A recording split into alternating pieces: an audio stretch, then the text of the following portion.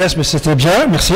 Je demanderai à ceux qui posent des questions de se lever et de parler à haute et intelligible voix, que M. Vazécha, qui va venir ici pour vous répondre, puisse bien comprendre ce dont il s'agit et puisse vous répondre.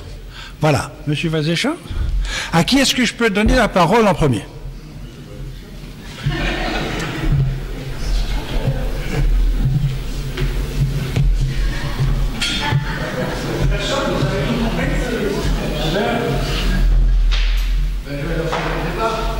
Monsieur Vazécha, vous avez passé une bonne partie de votre carrière professionnelle à défendre les accords de l'OMC, les futurs accords, les accords en discussion.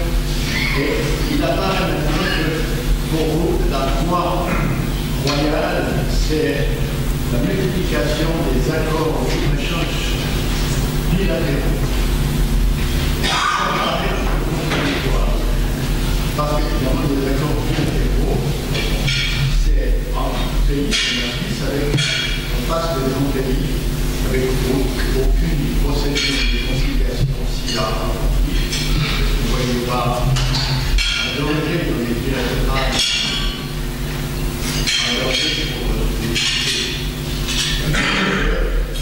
l'adhésion à la grande idée de l'OMC. Merci beaucoup.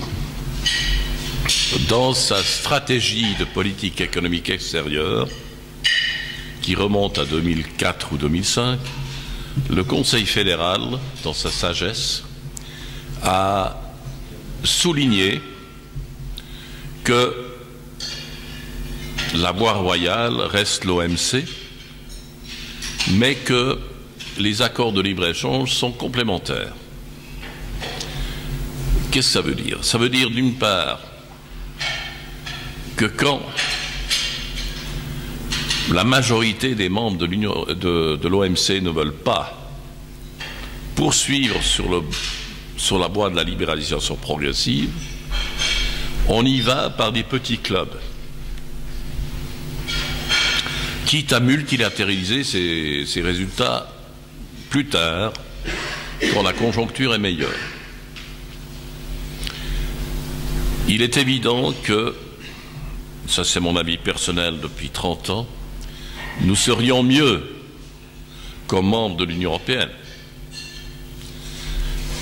Mais, comme Franz Blankart est ici, je me plais à le citer, Franz Blankart disait toujours, le problème des Suisses, c'est que le monde des Suisses, c'est la Suisse.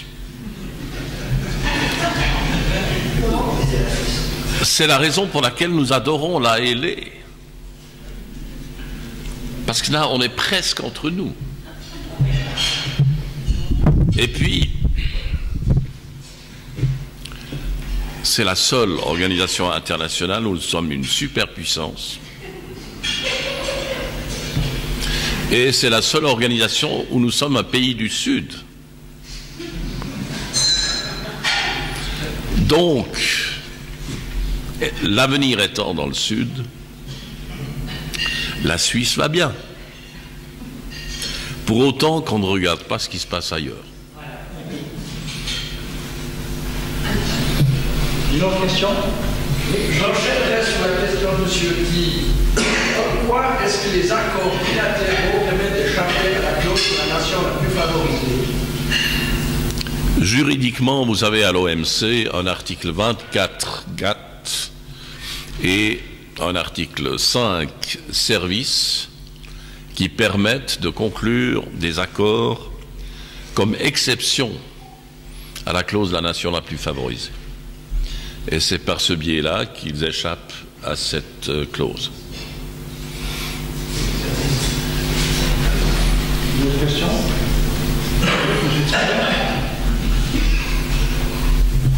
Je vais provoquer une question fondamentale.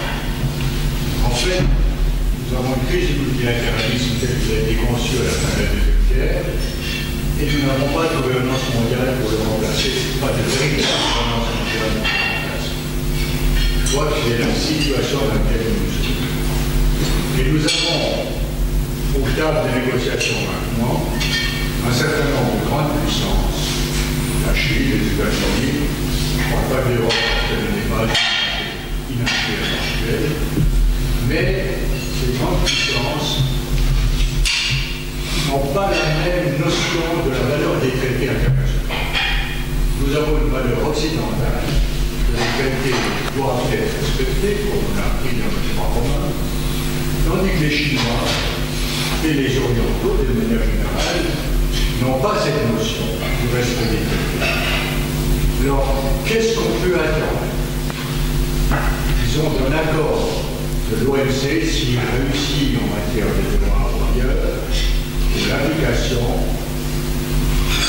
stricte ou relativement stricte, que peut-on attendre? Nous sommes un pays multiculturel. Et nous avons une habitude de mettre en œuvre d'une manière variée. Si notre législation reflétait exactement la mentalité, nous aurions dans le texte allemand une vitesse 120 sur les autoroutes, une vitesse 140 en français et une vitesse 180 au Tessin. Fort de cette expérience, il faut comprendre que nos partenaires ont aussi le sens des nuances quand il s'agit de la mise en œuvre. Mais nous avons aussi à l'OMC un système de règlement des différends qui permet de corriger les erreurs les plus grosses, les erreurs qui font mal, pour autant que la question ne soit pas politique. La politisation de notre ami Beauvais en France s'est faite parce que, dans le cas des hormones, la Commission n'a pas pu mettre en œuvre les recommandations du panel parce qu'il y avait une sensibilité politique. Donc les Canadiens et les Américains ont pris des mesures de rétorsion, dont une augmentation des droits de douane sur le Roquefort. Sur le Roquefort. Et c'est pourquoi José Bové, c'est pas l'abbé Beauvais, hein, c'est le producteur de Roquefort dans le midi de la France, qui s'est politisé, ce qui lui a valu un mandat maintenant au Parlement européen. Donc, il y a des possibilités de résoudre le problème, mais quand la question est trop politisée, on n'arrive pas. Mais au moins, il y a ce correctif qui existe et qui fonctionne bien.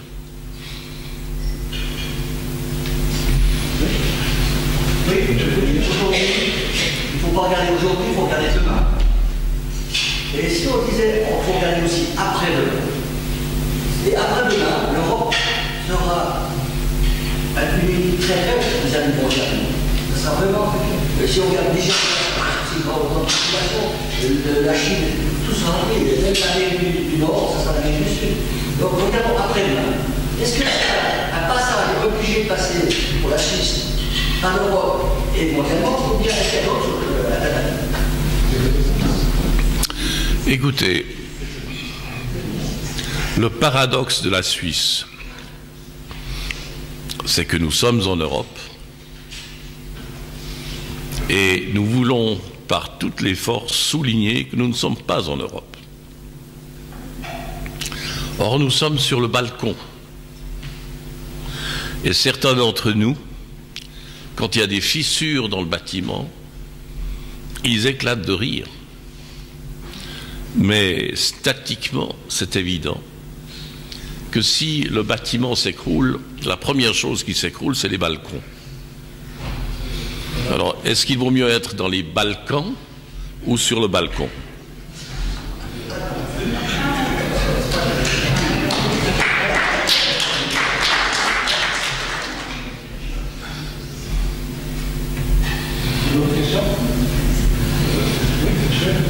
Vous avez avez dit adhésion, parce que ça veut aujourd'hui trop cher. En quoi est-ce que vous estimez que demain, ce sera meilleur marché? Non, demain, ce sera plus cher, mais demain, on n'aura pas le choix.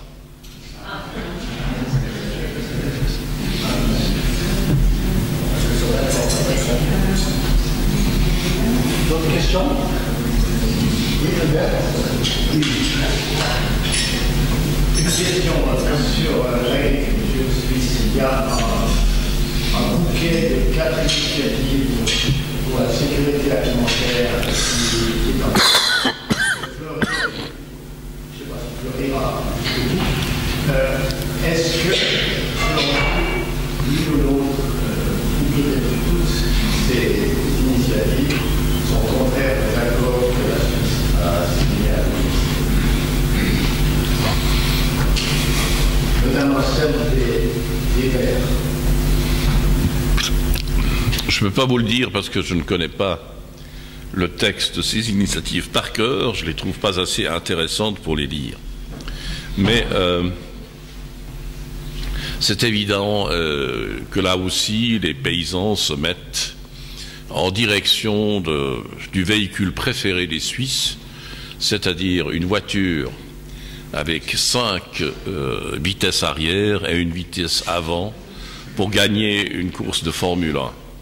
Et c'est un peu utopique.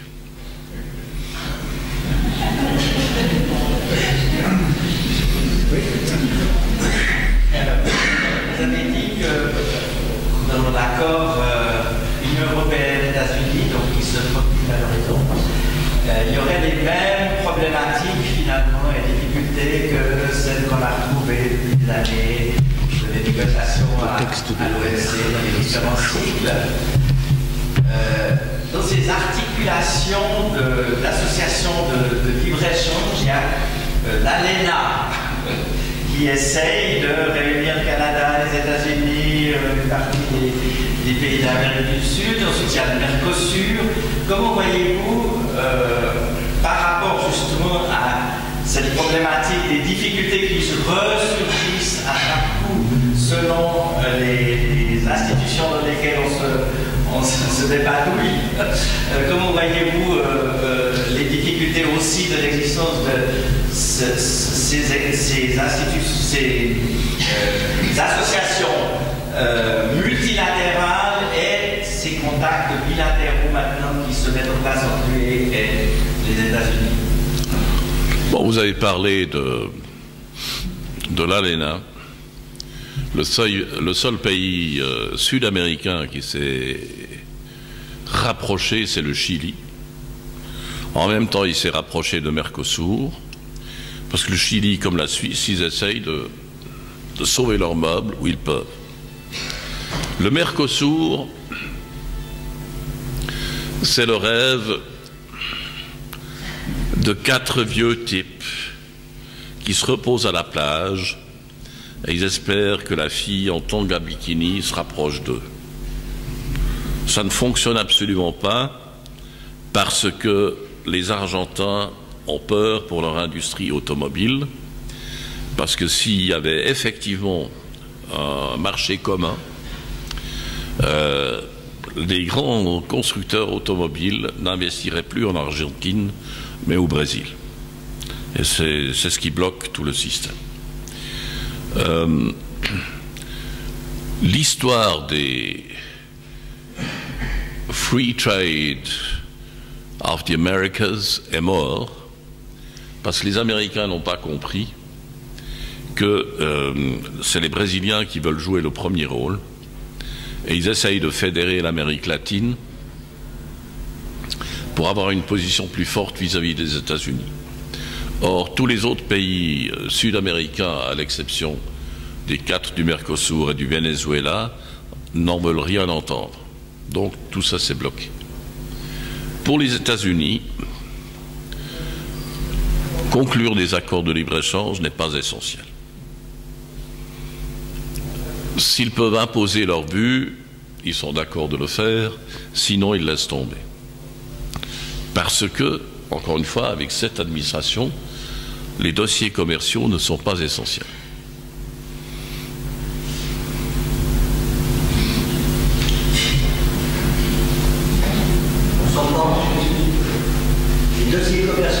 pas Essentiel. essentiel.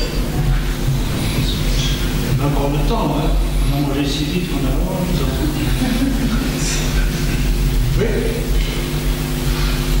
Quel est votre avis concernant l'avenir de l'Europe en ce qui concerne la cohésion politique, militaire, sociale et économique? Sans parler de la Suisse. C'est une question. Combien de temps?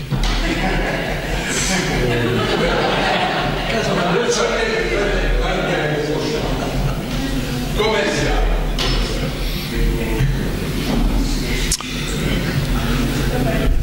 Écoutez, c'est comme en Suisse. Ou bien l'Europe continue à adopter comme hymne européen le slogan de Bicot pour un sommeil juste et profond, ou alors il se réveille et dans ce cas-là, c'est quand même extraordinaire. Dans tous les domaines que vous avez cités, on arrive à la conclusion qu'on ne peut résoudre les problèmes que si on le fait ensemble. Et nous semblons avoir une spécificité européenne, c'est d'essayer d'abord de tuer tous ceux qui ont des idées. Parce que le drame, ce serait de changer un formulaire. C'est à ce niveau. Et vous avez parlé de la sécurité. J'ai dit en présence de quelques représentants de l'UDC l'autre jour, je dis écoutez, en fait, en matière de sécurité, nous sommes des voyageurs au noir. Nous profitons des efforts des autres. Alors qu'on est 22 grippins ou non, ça ne sert strictement à rien. On n'en a pas besoin. Sauf pour quelques types qui veulent s'amuser dans le ciel. C'est vraiment ridicule de concevoir, dans l'état de menace aujourd'hui, où la menace est dans le net, dans les télécommunications, dans l'espionnage, de concevoir une armée traditionnelle, tout simplement parce que on a fait du service militaire et on ne veut pas que les jeunes aient une autre vie.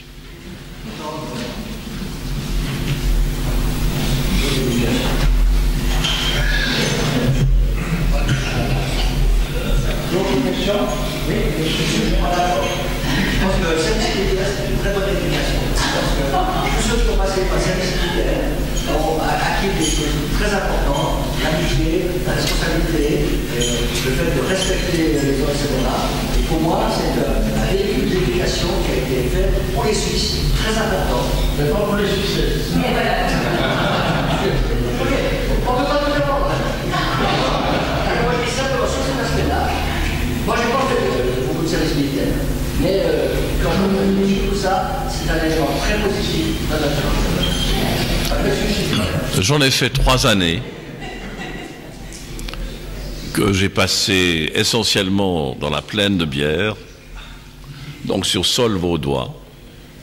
Militairement et du point de vue du blanc, je suis vaudois. Mais quand on compare les coûts, c'est un peu cher pour ce que ça nous ramène.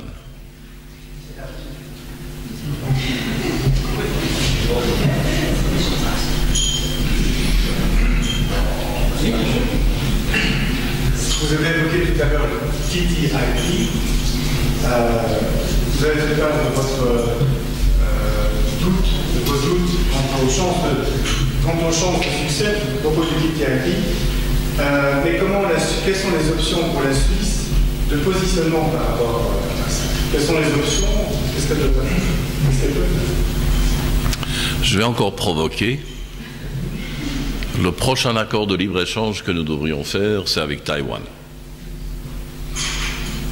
Parce que Taïwan est essentiel dans l'approvisionnement high-tech Et maintenant que nous avons un accord avec la Chine, une fois que cet accord est en vigueur, on devrait s'attaquer à ce dossier-là, qui sera facile à obtenir et qui n'aura aucun coût agricole.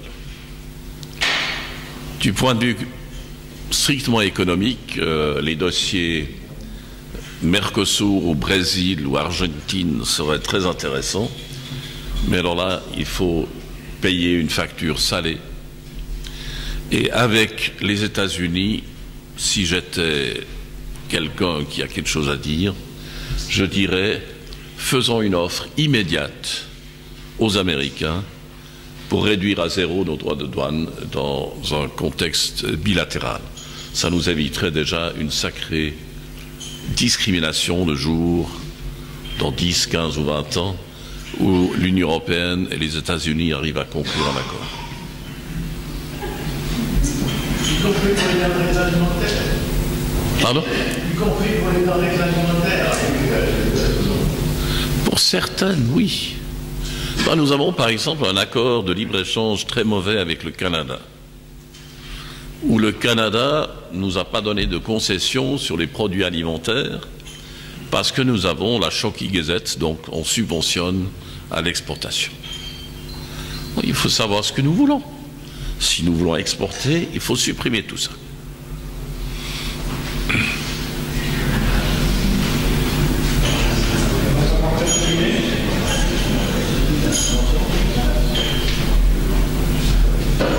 Si ce n'est pas le cas, je vous remercie pour toutes vos questions. M. Valécha, merci beaucoup. Nous avons certainement dévoilé une chose, ça me paraît, pour des diplomates comme vous, un terrain de jeu formidable, et pour des personnes comme nous sommes, quelque chose d'assez complexe. Parfois assez difficile à comprendre. Mais enfin, merci de nous avoir éclairé un peu notre lanterne. Vous êtes vaudois, nous aussi, moi aussi. Je dis qu'en remerciement pour nous accorder certains instants, je vous donne quelque chose de bien vaudois, au nom du Nomez. Merci infiniment. Merci beaucoup. Que je boirai à demain. Merci.